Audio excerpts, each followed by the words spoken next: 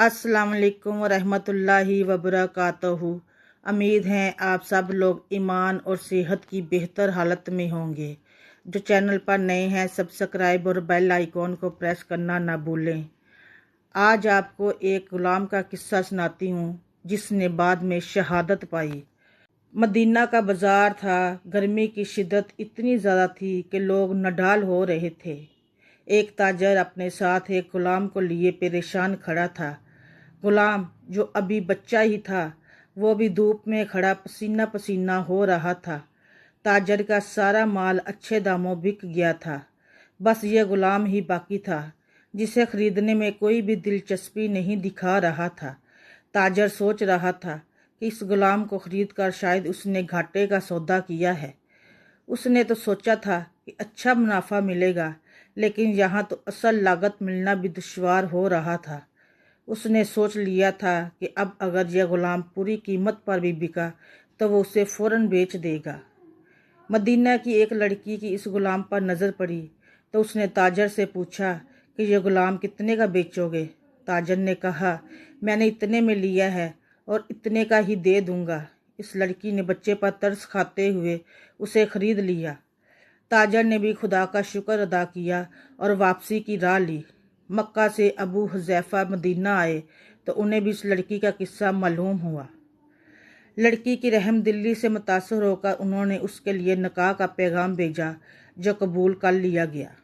यूं वापसी पर वो लड़की जिसका नाम सबीता बिनते यार था उनकी बीवी बनकर उनके हमरा थी और वो गुलाम भी मालिकन के साथ मक्का पहुंच गया।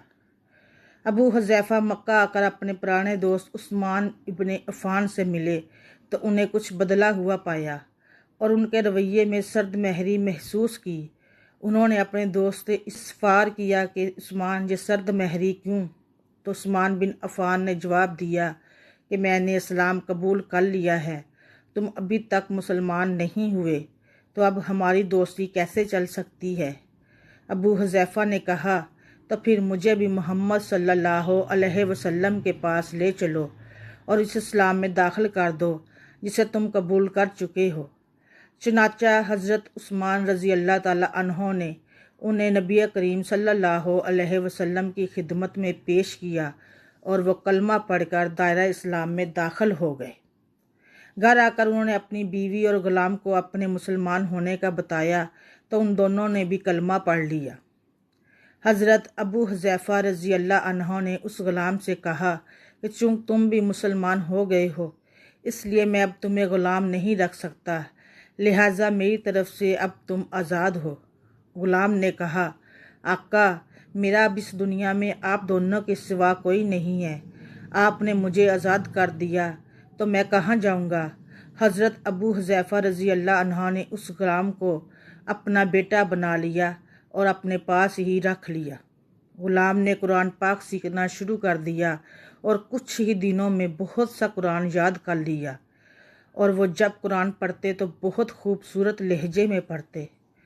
हिजरत के वक्त नबी करीम सल्लल्लाहु अलैहि वसल्लम से पहले जिन सहाबा ने मदीना की तरफ हिजरत की उनमें हज़रत उमर रज़ी अल्लाह ताला अन्हो के साथ हज़रत अबू हुज़ैफा रज़ी अल्लाह ताला अन्हो और उनका ये पालक बेटा भी था। मदीना पहुंचकर जब नमाज के लिए इमाम मुकर्रर करने का वक्त आया तो उस गुलाम की खूबसूरत तलावत और सबसे ज़्यादा कुरान हिफ्ज़ होने की वजह से उन्हें इमाम चुन लिया गया और उनकी इमामत में हज़रत उमर रज़ी अल्लाह ताला अन्हो जैसे जलीलुल कदर सहाबी भी नमाज अदा करते थे। मदीना के यहूदियों ने जब उन्हें इमामत करवाते देखा तो हैरान हो गए कि ये वही गुलाम है जिसे कोई खरीदने के लिए तैयार न था। आज देखो कितनी इज्जत मिली कि मुसलमानों का इमाम बना हुआ है। अल्लाह पाक ने उन्हें खुशगलू इस कदर बनाया था कि जब आयत कुरानी तिलावत फरमाते तो लोगों पर एक महवियत तारी हो जाती और राहगीर ठटक कर सुनने लगते। एक बार उम्मुल मोमिनीन हज़रत आयशा रज़ी अल्लाह ताला अन्हा को रसूलुल्लाह सल्लल्लाहु अलैहि वसल्लम पास हाजिर होने में देर हुई। आप सल्लल्लाहु अलैहि वसल्लम ने तौक़ुफ़ किया। तौक़ुफ़ की वजह पूछी तो बोली कि एक कारी तिलावत कर रहा था, उसके सुनने में देर हो गई اور خوش الحانی کی اس قدر تعریف کی کہ آ حضرت صلی اللہ علیہ وآلہ وسلم خود چادر سنبھالے ہوئے باہر تشریف لے آئے۔ دیکھا تو وہ بیٹھے تلاوت کر رہے ہیں۔